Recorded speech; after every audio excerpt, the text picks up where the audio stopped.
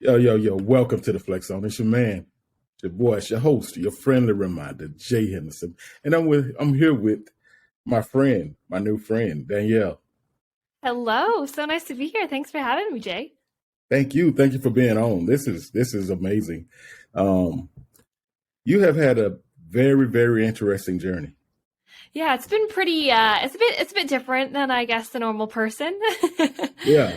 So I see you started swimming when you was 5 years old. Yeah, very young. My parents are Aussie, so I have a Canadian accent because I was born and Yeah. raised in Canada, but my parents are Aussie. So my parents grew up on the beach, and so Yeah. I've kind of was a water baby my whole life. Oh wow. And yeah, I was just always loved So being in the pool, and y- I, being a s- little girl, I always tried to pretend that I was a mermaid. oh, I think we got a bad connection. Got a little freeze up.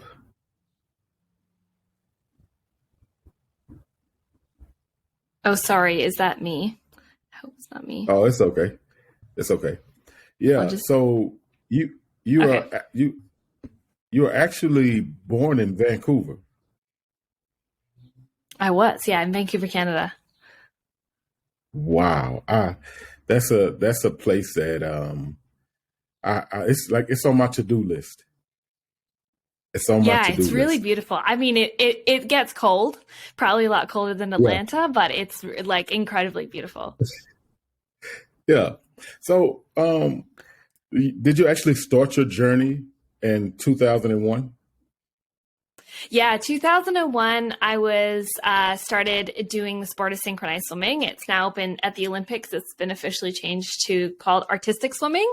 Yeah. And I would join that sport because, like I love swimming. My mom kind of just wanted to throw me in an activity, and she's like, "Oh, you'd enjoy this." And the first few years, I didn't actually like it that much, but then after a few years, I fell in love. And between the swimming and like the movement and then the sparkly costumes, but also I think inherently like I love working towards a goal. And I've even like as a little kid, I loved working hard and being a part of a team and having that camaraderie. So it just kind of entranced me. Yeah. So where did the the desire, because I think when we go after our dreams, I think it becomes a desire at some point. Where did it all start at?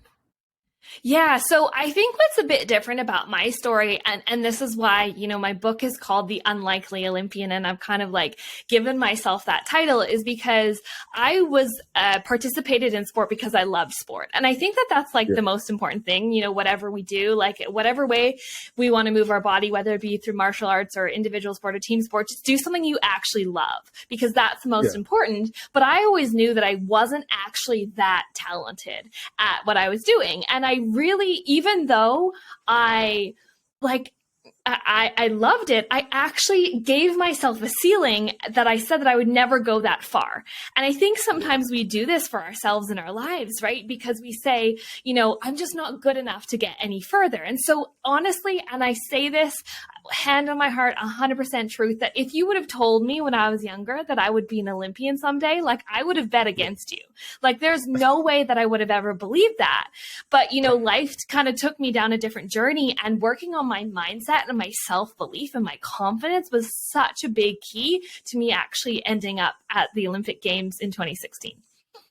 Wow, that has to be when I saw the book and the title, it's almost like in reference to anything in life that we want to achieve, and we have to face those obstacles and those challenges. That and I think I said to someone earlier today, the challenge is almost like that weight that challenges your muscle, but at the end result, you get that body that you want, that body that you get the Mm-hmm. look, but you have to go through the challenge. I saw that you Mm-hmm. said you dealt with the little voices of what if. That was that was pretty dope. Yeah, I think that's like, I think in all of us, there's like the doubt voice, right? The voice of like, oh no, it's not Yeah, possible for me. That can't happen. Like, there's no way. But then I believe deep, deep, deep, deep, deep down, I think sometimes our imaginations like to play with this like cool concept of like, but what if it actually happened? What if it Yeah. actually happened? The thing is, I don't know if enough people allow themselves to play in that field, right? And actually go, okay, well, what if, and what if you start working towards it? Because I truly believe, and the reason why I'm so passionate about sharing my story is because I think that we see so many stories about Olympians and athletes, which is amazing, like Michael Phelps and these incredible athletes that were gifted and talented, and they were always going to be stars. But I think the more average person is, someone probably like myself that was like, no, I can't do that. I don't believe in myself. That's not possible for me. I didn't always have the big dreams and goals, but I just started to work on believing in myself a little bit more every single day and believing in the possibility of my dreams, even though they scared the living daylights out of me, and starting to take action. Because I think so many of us in this life, no matter what it is that we're dreaming of, we're afraid that we're going to fail. We're afraid that we're going to be judged. We're afraid that it's not going to work out. We're afraid what people are going to think of us. I can imagine even you starting this podcast, right? There would have been all this stuff coming up, but it's like, we got to listen to that what if voice more than those negative thoughts inside of all of our heads. Yeah. So when it comes to that, I think it was so profound and so prolific that you included that, you to have that and to be able to deal with it mentally and spiritually, and to give a real breakdown, because you're dealing with fears and emotions and all kinds of mental blocks that a lot of people don't move past. A lot of people never get past that, and you have so many people in the world right now that probably live that every day. What if? But in a negative in a bad way. Yeah, in a bad way, opposed to taking that and turning it into something that catapulted you to that level of success. That's a huge thing. A lot of people have dreams, but I think it's like that incremental success when you want to be an NBA star, but you did make it to college. You didn't make it past college, but that's what people live off of the rest of their lives. They can say what they want it to be, but you actually live that. So can you give us some of the strategies that you use to move past those fears? Some of the things that you wrote in the book. I saw one comment from Natalie from Canada. And she said, Danielle's book is a thoroughly enjoyable read. She shares a lot about her experience and thoughts behind her journey to the 2016 Rio Olympics and how shifting her mindset really set her up for success. I didn't read the whole comment, but that alone right there shows that it's infectious. It's contagious. Success is contagious. So can you walk us through some of those moments that you had during that time and trying to get there with overcoming those fears? Yeah, definitely. So two of my biggest fears were, I think, which is, like I said, common for most people, is judgment and failure. I was so scared of what people were going to think of me, and I was so scared of failing. And I started to realize, and I explain this to my clients now, it's like sometimes I think that we forget in life that fear is something that exists.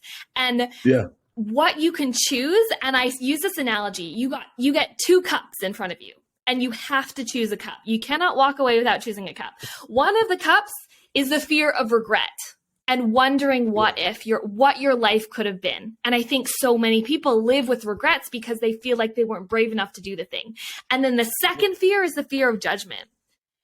I'm going to be afraid that people are going to judge me. I'm afraid that people are going to think that I'm going to fail. I'm afraid that I'm going to fail. You have to choose a cup. Yeah. Which cup do you want to choose? And I go, even though I'm scared shitless of what people are going to think of me, I'm scared shitless of going all in and failing. I'm going to choose the fact that I would rather live my life going all in and knowing that I gave my best than always wondering who I could have been if I tried a little bit harder.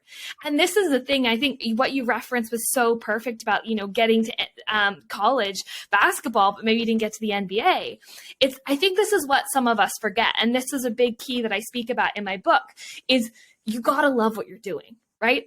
I think the reason why I ended up having success is because I took risks, but I also freaking loved my sport. Say you love basketball, say you love football, keep doing it because you love it. And the end goal that we're looking for, whether that be an Olympics or World Championships, an NBA finals, a Super Bowl ring, it's not about that specific thing, but it's about who you become in the journey to being that person. And I realized I had this moment that was right before Olympic team trials. Basically, I gave up my entire life. I moved from Vancouver, Canada, all the way to Perth, Australia, which is very far across the world. I took out a student line of credit. I went all in, right? I fully went all in. And I had this moment where I was like, I'm 2 years into this. What if I actually don't make the Olympic team? Then what happens? Then I'm going to fail. And then I had this moment that allowed, I think of like, it was like an epiphany, like, you know, Jesus came down and was like, like it was powerful. Jesus, universe, God, like whatever it was. And I realized that it was never about the Olympics. It was about believing in myself that I could do it and proving to myself that I was good enough inside of me. And if I got to the Olympic Games, that was only going to be the cherry on top. And this is the powerful part of like manifestation, whether you believe in it or not, like I totally released the outcome. And I said, I'm going to go all in and love it and take sacrifices and take risks and go all in. And I'm going to release my attachment to this outcome. And then in that, I already knew that I was enough. I didn't need the Olympics to prove to me that I was enough. And I let it go. And obviously I did the physical things. Like I went to training, like I worked really fucking hard, but sorry, I don't know if I can swear on here, but and then in that was such a powerful moment for me. Because a week later, I went into Olympic team trials. We had judges coming from all over the world judging us. And when I initially moved to Perth, Australia, I was the bottom of the team. I was not the best. I was the bottom. And when I made the Olympic team, I came fourth. Wow. And I made the team. And it was this moment where, holy crap, I freaking did it. And I made this like promise with, you know, universe, God, source, whatever you believe in. I said, but, you know, before I made the team, I said, if I do this, I'm doing this for every little girl inside of them that doesn't believe in herself. I'm doing this for every person that has a wild, crazy dream. I'm doing this for every person that struggles with their confidence. I'm doing this for every person out there. And I'm going to share my story because I believe that this gift is so much bigger than me. And so, you know, my intention was also bigger because I was like, yeah, I get to do this for me. And that's a selfish, amazing thing. But I want to share this message because I think that's what is potent. We live and get inspired by other people's messages and their stories because we vicariously see ourselves through them. And I'm sure that there's people listening here that might be seeing themselves through this lens, right? Maybe it's not the Olympics, maybe it's not synchronized swimming, but it's going to be something in your life that you get to finally leap at and work on your mindset, because that was a big thing as well. And, you know, it was leaning into the fear and then working on my mind, realizing that I'm not the smartest person in the room, realizing that I'm not the best, but I can work on this. And a really powerful thing about being an athlete is, you know, there's only so many hours in the day all of us can train. Like we have 24 hours. You're not going to be training for 24 hours, but you only have so many hours in the day. But what I started to realize is like, how can I get an edge up on everyone else? I literally cannot work harder, but I can work smarter. I can work on my mind. I can work on my self-belief. I can work on taking feedback, learning from coaches, learning from people that walked before me, and kind of accumulating all of that knowledge and really being a student of mindset and self-belief. I truly believe is one of the reasons that I attained the skills to actually make the team. That is absolutely amazing. The fact that you have, because we can, it's one thing to hear about people who make these sacrifices, but to be able to use this platform to share with my people, my audience, my listeners, my viewers, and let them see that the sacrifice that you made, because you talk about manifestation. And I believe that our thoughts are to, especially the things that we desire the most in ourselves. If it don't manifest through you, then it's just like you have to be another type of lazy. If you don't have that drive to fulfill that burning desire to chase that thing that seems like it's so unattainable, and you face the biggest challenges. And my fiance wanted me to ask you a question. And she was, because she was reading about Oh, synchronized wow. swimming, and she was reading about your story, and she wanted to That's so know cool. what the experience was like with the training, Mm. just going through the training process. I think I was listening to one of your interviews, and you was talking about how many hours a day you train and how many days a week. But she was so interested in finding out about the water training, in the water training and all that kind of stuff. So if you don't mind, can you just walk us Yeah. through a little bit of that? Yeah, of course. So we were training synchronized swimmers, artistic swimmers train a lot. It's the same thing across the world. And it's something, another reason why I'm so inspired to share my own story is also to share a little bit more about the sport, because I think, there's a large portion of the world that really respects what we do. And then there's still a large portion of the world that makes fun of what we do because they don't actually realize how hard it is. And I think that we honestly are some of the hardest working athletes that I have seen. And I've been I to the totally Olympic agree. Games. I've seen people. This is a funny little story, side tangent. At the Olympic Games in Rio, I met this really large. He was huge. I thought he was a basketball player. I sit down beside him. He's on the Aussie team, and I say to him, I was like, "What sport do you do? Is it basketball?" He goes, "No, I'm a shooter." Just shoots, which is amazing, right? Really cool. He shoots from 50 meters away into like a tiny spot. Very cool, very skilled. And he goes, "Yeah, it's my 4th Olympics." And I'm like, "Wow, how much do you train?" He's like, "Yeah, 3 hours a week." And I'm like, that's not What? even half a day of my training. He trains 3 hours a week. And I'm like, Yeah. if I train 3 hours a week, I go to 4 Olympics.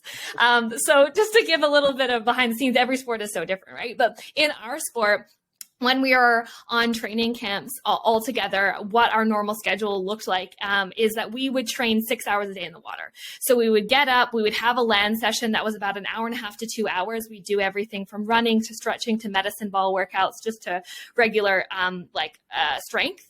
And then we'd get in the water, we'd have a 3-hour session. In that 3-hour session, we'd have about an hour water workout, so swimming laps. This is, anyone that's a swimmer here is not going to like me, but what they do as their sport, we do as our warm up. So, just to say a little bit about us. And then we would do our routines and practicing our different skills. So a part of our training is like kind of refining our skills. So, sometimes people know gymnastics more. So we have to get like our technical things really correct, right? But then we also have to train our cardio in a team. So then we'd stop for lunch for about an hour and a half. Then we'd have another 3 hours in the water in the afternoon. So, synchronized swimmers, it's on average train anywhere from 6 to 8 hours a day in the pool. And then we do a couple hours on land, and that's like 5.5 days a week. There was times that was 6.5 days a week, for us. And so that is normal. Even when I was at the Olympic Games, we were training 5 or 6 hours a day in the water. And that was kind of our taper period. That was kind of like our not as hard period. And, the workouts that we do and the routines that we do, I don't think people understand how hard it is to basically perform at your highest capacity while your heart rate is 160 to 180 beats per minute and holding your breath half the time while being upside down, So it's an incredibly difficult sport. And because it is so difficult, that's just why it takes so many hours to really refine what we're doing. And so I kind of liken it to, imagine running a 400-meter sprint with 8 other people, having your eyes closed or not being able to see half the time and holding your breath half the time. Like, it's very hard.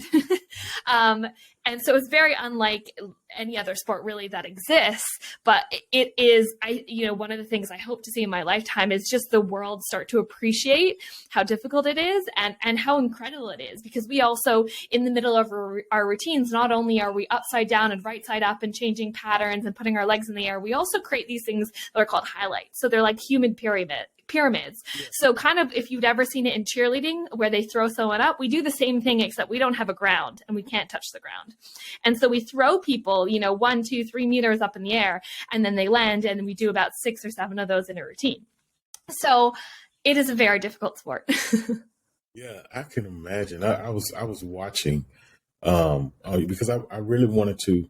It's one thing to say out. I could pass by it, or I could be strolling and see some synchronized swimming, but to actually understand in depth what you all go through to train and to prepare for this sport. How much of that carries over when you're done? You've been to the Olympics and you've done all of this training. how much of that carries over into what you're doing now? Yeah, well, Jay, one of the things I've always said, Jay, is I wish that I could bank all the hours of workouts that I did and that would just pay off for the rest of my life. Because that would be awesome. Because I feel like I've worked out enough for like 2 lifetimes. Yeah, But yeah, one of the things, I mean, it's just like, I still love swimming now to this day. I've been retired for a few years now. It's just helped me have like I'm not even the most flexible. I'm not very flexible in our sport, but I'm pretty flexible as an average person. You know, and I think one of the greatest things outside of just like the fitness perspective is the mindset and the experience that entire journey gave me. And that's kind of why I've moved into the work that I do now, which is, you know, I podcast as well and do coaching and work a lot with people around mindset and self-belief, because that applies to everything. It applies to entrepreneurship. It applies to being an athlete. It applies to, you know, even just in relationships. Like, I really believe that believing in ourselves and working on our mindset is the key to really having a holistically successful life. Yes. Yes, sustainability, I think it's definitely a standard, and a lot of people try to get around it. I think a lot of people want to take that. They want to know that shortcut. There is no shortcut to success. There is no shortcut to fulfilling your dreams, or you got to put that energy, you got to put that work in, and to listen to you say, like, just I can barely stand to put my head under the water in the shower. I don't know. Yeah. Be upside down, and to be able to focus at that level, you know, you have to have some type of discipline and self-worth, even to share that with other people. Now you've done it, and now you're sharing it with other people in your podcast and you're coaching and everything. So you talk about, I read a post on your page, you talk about the past 18 years, and now you're seeing men synchronized swimmers. What was going on with that? What was the problem with having men? Was there a reason? Yeah, so it's actually really interesting because I think synchronized swimming and I think rhythmic gymnastics is similar. It's probably the only sports or places in the world where we kind of experience the reverse part of sexism, where men weren't allowed to compete for many, many years. There's actually an incredible American male synchronized swimmer called Bill May, and he competes, he is still works in Cirque du Soleil in Las Vegas. And so he's in one of the shows there called that's they have the water show there, which is amazing. And he was one of like the leaders in making this shift in the synchronized swimming world. And he actually tried out, he tried out for the 2000 Olympics, and he was good enough to be on the team, but he wasn't allowed to be on the team because he was a man. And like, it's just crazy because I don't think that this conversation has been really seen enough. And so only in 2015, which was the World Championships in Russia, which I got to compete at for Australia, is the first time that men were allowed to compete at a world championship level in synchronized swimming. And so one of the greatest honors of my life, other than going to the Olympics, was in 2019, I got to be Australia's first mixed duet. So I competed with my teammate Ethan, who was my duet partner. And so we got to make history for Australia and debut at World Championships in South Korea. And just recently, it's been so cool to see the push, because there's been more like small boys all around the world starting to participate in the sport. And I think it's kind of similar to ballet. Like people say, oh, it's a girly sport. No, it's like, no, we're strong. We're powerful. Yeah. We might wear a sparkly suit sometimes, but that doesn't take away from what we do. And men, just because physiologically they are made different. Men have more upper body strength than women. It's just matter of fact. They actually have the capacity to be better than women. And so recently, the men were just allowed, if for the next Olympics, which is in Paris in 2024, men are allowed to compete for the first time in the sport, which is really, really, really cool. And so I'm excited to see where the sport goes in the next 25 years, because I feel like we're just on the beginning of seeing some really cool shifts. Yeah. So do you have any plans of I think really, really far. Do you have any plans of like maybe coaching someone that's like going back to the Olympics, but just, like a lot of the NBA players, they retire, then they go back and coach the NBA team. Do you see yourself in that field? Yeah. I was involved. I actually coached in the sport for about 7 or 8 years, and I still because of COVID and I've been traveling lately. It's really kind of a sport where you have to be there full time, and so it's been nice to give me a little bit of a break because I was all in. Yeah. I smelled like chlorine pretty much permanently for 18 years. And so I've given myself a bit of a break. I don't know if I would ever be a full-time coach because I really do love what I do, in speaking and podcasting and online. But, one of my dreams and desires is to really kind of come in and do some consulting and just continuing to help athletes with their mindset.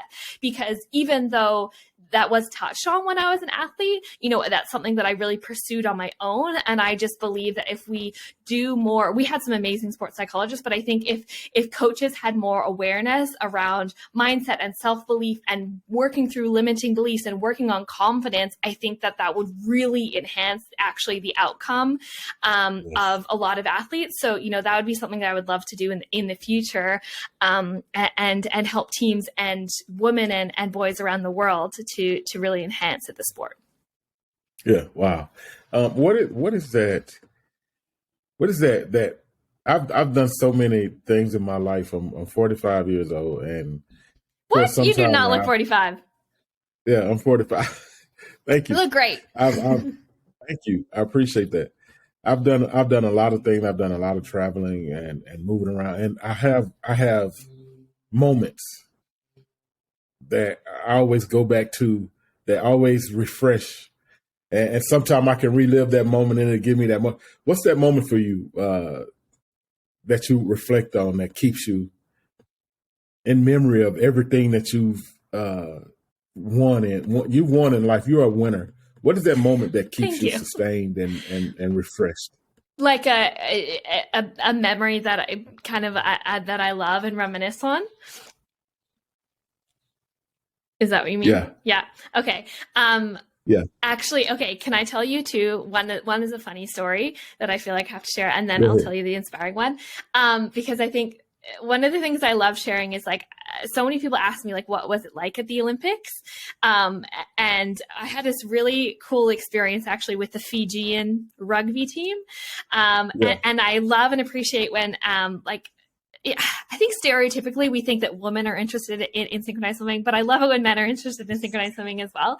And so we were sharing a 17-story apartment building with it was Australia and then a lot of the Polynesian islands, like Fiji, Vanuatu, places like that. And so Fiji was in one of the levels, and we were in Rio at the time. The elevators were very slow, and I was on the top floor, and the Fijian team was below me. And that was actually the Olympics that Fiji won a gold medal in rugby, which was just incredible for the country.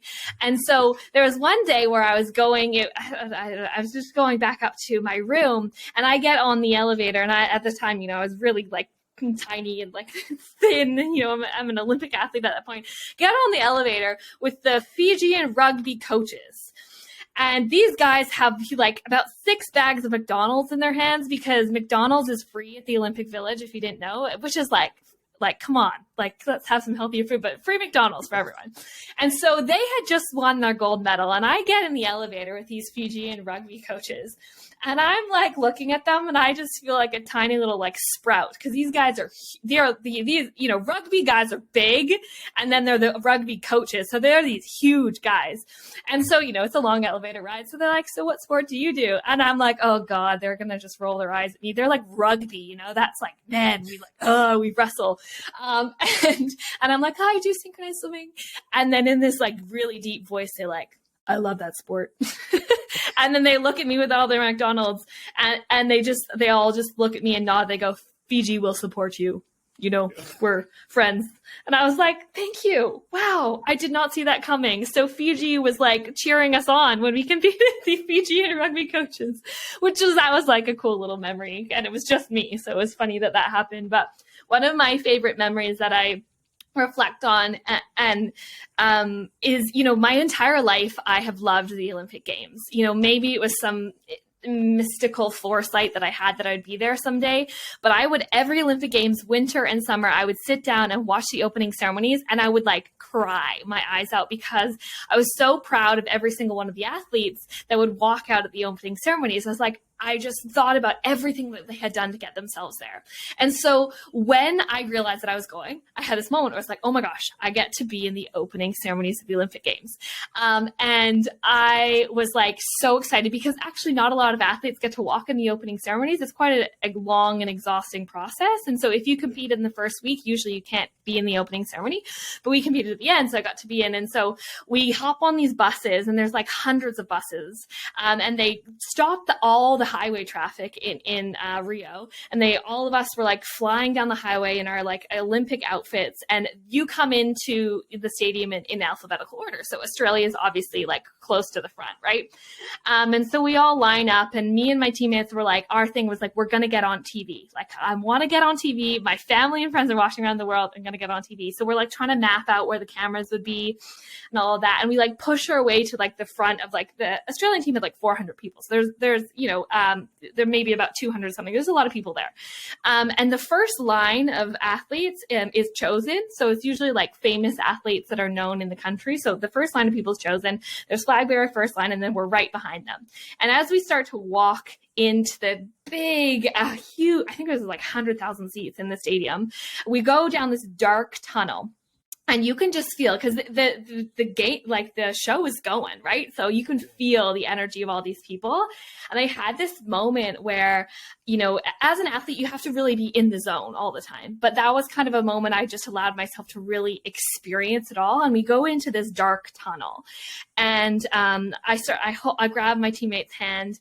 And all of a sudden, I don't know if you know, but Australia has like, they do a chant, and they do, it's called Aussie, Aussie, Aussie, oi, oi, oi, Aussie, oi, Aussie, oi. And so the whole Australian team starts chanting, and I start chanting, and I'm like, start crying, because we're in this dark tunnel, and at the end of the tunnel is like this huge bright light. Yeah. And it just was this, I'm a pretty reflective, emotional person.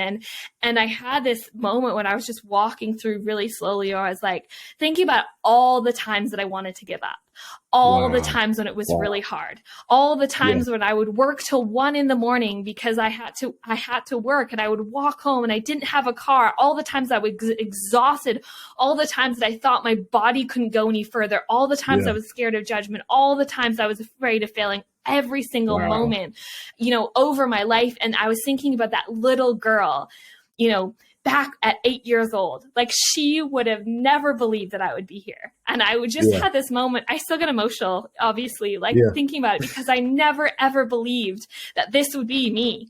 And it was me, and it was my life. I was like, this is like a movie. And so I was in this darkness, and we all have our phones up. At the Olympics, everyone's given Samsung phones. You get like a special edition phone. I put it down, and I felt like in that moment when I walked from the darkness straight into the light of the stadium, I just kind of took it in. And I was like, that was the moment where I was like, I made it. Like, I am an Olympian. I became an Olympian in that moment. And funny enough, the cameras were right on the side, and I was waving. And then the next day, me and my teammate were on the front of the newspapers all across the country, and my family around the world saw. And so I often reflect. And when I share a podcast, I reflect on this moment, because it was just a moment where all of the hard work they had done, and all the moments where I felt like I wanted to give up, kind of came to fruition. And I was so incredibly proud of myself. So that was a long-winded answer. I enjoyed every moment. I think that so many times we have people that go through that, what you just explained, and they put so much work in it, and they sacrifice so much, and then you make it. And making it is not the thing. You can have that. You could relive that moment 1,000 times, but sometimes you just want to be appreciated for that. You know what I'm saying? Like, you did that for your country. You did that for your family. Most of all, you did it for yourself. And you did what you had to do to win. And that's a story that I can imagine you'll never get tired of telling. No, I actually don't. I love sharing that story. So, I'm truly elated, truly honored to have had this opportunity to speak with you, and I hope we get a chance to do it again. Before you go, before we close the podcast, can you share with my audience where to find you at, where to follow you at, all your social media, your books, everything you got going on, everything you got coming up? Yeah, absolutely. So you can find me if you just Google my name, Danielle Kettlewell. You'll see my website, Yes. daniellekettlewell.com. My book is called The Unlikely Olympian, and you guys can get it on Amazon. And if you go to my website, you'll see my podcast where I talk about things around like meditation, mindset, vision for our life, manifestation. I talk about all of those things and more. And I do one-on-one coaching. I run programs. I'm running a retreat with my fiance in Bali in a couple months. And I've applied all the mindset stuff that I learned to get myself to the Olympics, really to the work that I'm doing now. And, Yeah. one of the things that I love about the work that I'm doing now is, being an athlete is incredible, but it's a very selfish pursuit, which is fine, but you have to focus all on yourself. And I got to this moment, I was actually, going to go to the 2020 Olympic Games, which ended up being in 2021. And I had this moment where I was like, I don't want to do it for me anymore. I want to share. I want to help others. And so I love doing what I'm doing now because it's so much bigger than me. I've helped so many women around the world believe in themselves and develop their mindset and call things into their life by building up their self-worth. And it's just been such a magical gift. And then also like doing podcasts and getting to meet people like yourself all around the world, like it's such a blessing. So thank you so much for giving me the opportunity to be on today. And I've loved our conversation. I appreciate it. And it's been amazing. I had a pretty interesting day. With family and friends. They was all asking about it, and everybody was pretty excited about it. I did some so cool. late sharing on social media, but I got a pretty good reaction from social media. So I can't wait to get this edited and posted so we could see what we did. I'm Amazing. pretty excited about it. I think it was a really good conversation. I'm truly honored. I could say that a million times. I'm truly honored. The sacrifices that you made, the things that you've done on the level that you've done it on. I am proud of you, and let's try to do this again. Yeah, I'm down. I love these conversations. Let's do it, Jay. All right. Well, I appreciate you being in the Flex Zone. Y'all can check us out on Pandora. You can check us out on Spotify, Apple, Deezer, Amazon Music, all other streaming platforms, but definitely hit us up on YouTube and hit that subscribe button. This podcast will be streaming here in a couple hours. I thank y'all for tuning in. Thank you, Danielle, for joining us. And we hope to have you in the Flex Zone again sometime soon. Amazing. Would love to. Have a beautiful day, everyone. You too. Thank you.